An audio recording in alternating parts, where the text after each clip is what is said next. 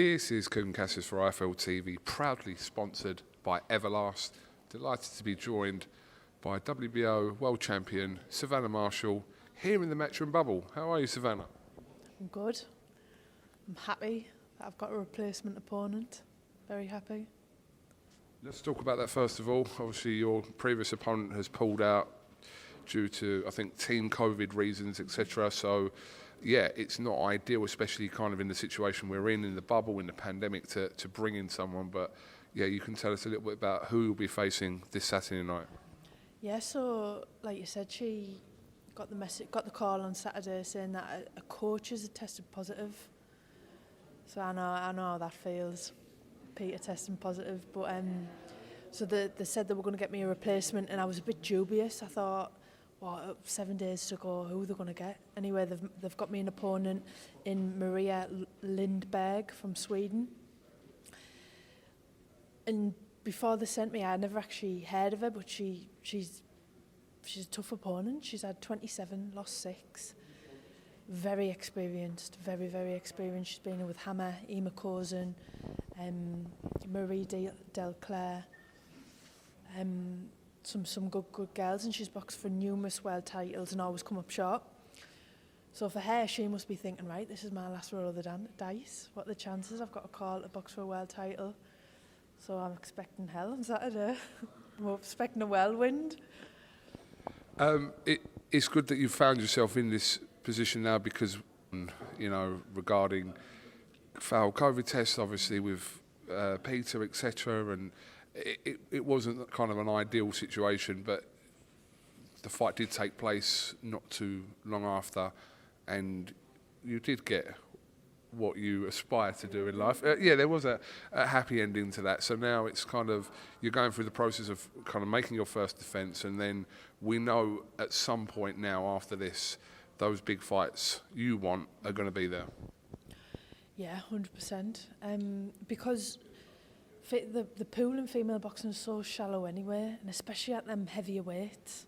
So there's only so many routes for you to go down, and there's only so many opponents out there for you to face. So, get your job done this weekend, and then what is the immediate plan after that? Ideally for me, I'd like to get out again in the summer, maybe June, July. I know that Eddie's going up to Newcastle, so maybe I'd like to jump on there. And then hopefully a big fight for me, October, November time, something like that. But I definitely want to get out 3 times this year. Realistically speaking, though, do you see that Claressa Shields fight's happening in 2021? I do, yeah. Like I said, the pool's so shallow. I mean, who is there left for Claressa to face? She's done everyone at super middle, everyone at middle, everyone at super welter. I know she's calling Katie out. She's 4 weight classes below. So I think, come on, let's be realistic. I'm here. Fight me. But yeah, I do believe that is the biggest fight out there in female boxing. And because of the magnitude of that fight, I do believe it will happen. We obviously know Claressa's very vocal on social media, especially Twitter, and she's putting the idea of a fight between yourself and her landing on a potential Fury AJ card, saying that, you know, Taylor Pearson was the co-main event to Andy Ruiz's fight with Anthony Joshua, which has got a fair point, it was. So there's no reason why a fight like that couldn't end up on a card such as Fury AJ. I agree. I 100% agree. I believe that, like I said, it's the biggest fight in female boxing. So why can't that fight be on a card like that?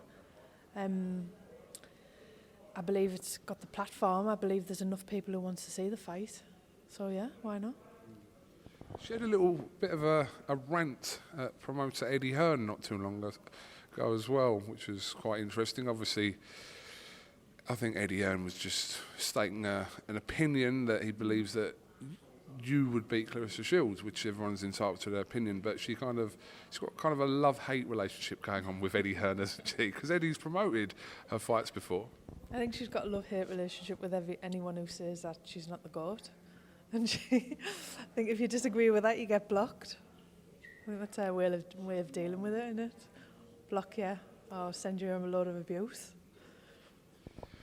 We've spoken about this for so long, it becomes kind of a repetitive thing where you know you're going to be asked, not just by me, but by everyone, about the Shields fight. And obviously you two had that moment at York Hall, I think it was about a year and a half ago, a couple of years ago, etc. But are you feel like you're in a better stage of your career now to fight someone like Clarissa? I do, yeah, but I'm under no illusion that that is the biggest fight out there for me. I mean, and when that fight is over, maybe after a rematch or whatever, where is there left for me to go? So I want to be in the best possible position I can be in when that fight takes place, because I'm never going to be in a fight like that ever again. And like I said, I'm under no illusion of that. So when it comes to, right, let's talk that fight, let's talk money, I want to be in the best possible position that I can be in for that fight. Whether, even if it means, look, going up a weight, going back up to super middle boxing, one of the two champions at that weight, so I'm a two-time world champion. If that gives me a bit more pull, then fair enough, that's the route I'll go down. But I want to be in the best position possible when that fight comes. Obviously, there's no bigger supporter of you in this fight than your coach, Peter Fury. What has he said to you regarding this fight? He obviously wants that fight, saying as much as you, because you're having the fight, but second to that, Peter would want this fight for you for a chance to kind of portray exactly what you're about on the world scale. Just exactly what I've just said there. It could have been Clarissa here, and could have been fighting Clarissa here now, but would I have got a fraction of the money that I could get later down the line when the fight is built up properly? So yeah, just exactly what I've just said there. Well, like I said, you're going to continually be asked about this, which you know about, but you have got a job to do in your first defence of your world title this Saturday, so I'm sure you're completely just focused on that, and then whatever happens after that will happen. Yeah, like I said, get Maria out the way Saturday, then hopefully look to get out again in the summer, and then just build on from there. Just finally, I did notice that you were sat in a little awkward moment with two of your colleagues. Are you colleagues? You were sat here with Courtenay-Bridges and Shannon Courtenay walked past. Can you just kind of let the viewers know what actually happened? Well, I didn't actually know they hadn't seen each other prior, but it was awkward, wasn't it? I thought Shannon was going to rip my head off. A bit of a cat fight was going to break out in the reception, wasn't it? But I think I'm more looking forward to the press conference than the fight, to be fair. All I heard was, because I didn't actually, and I don't know the context of this, so maybe you can explain. I heard someone say, and I don't know who it was actually, but I'm assuming it was probably Ebony, was like saying about bring your knickers. I think, no, Shannon had walked past and she was like, "Hey Shannon, you're all right?" And Shannon just looked away and she was like, "Oh, I'll see you soon or something. Make sure you bring your knickers," or something like that, she shouted. Make your face look like a bag of smashed crabs. I loved. That's been the best one line of the show, I think. There's definitely going to be some interesting situations, because like I said, I wasn't aware that was the first time they'd actually come within any kind of distance of each other. Yeah, there's no love lost between them two, I tell you that. Okay, it was interesting. Savannah, thank you very much for talking to IFL TV. Have you got anything else you'd like to add before we finish?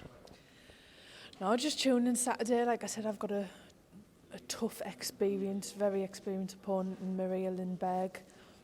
Like I said, it's a last roll of the dice. It's a bit of a rocky story for her. She was probably sat on the couch watching TV and then got a call from a box for a world title. So she's definitely coming for that title. I've had a 12-week camp and I'm prepared for every situation. So I'm really looking forward to it. We'll look forward to it live on Sky Sports and DAZN this Saturday night.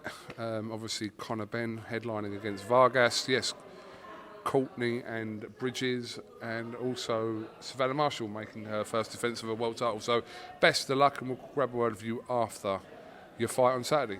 Yeah, thank you very much.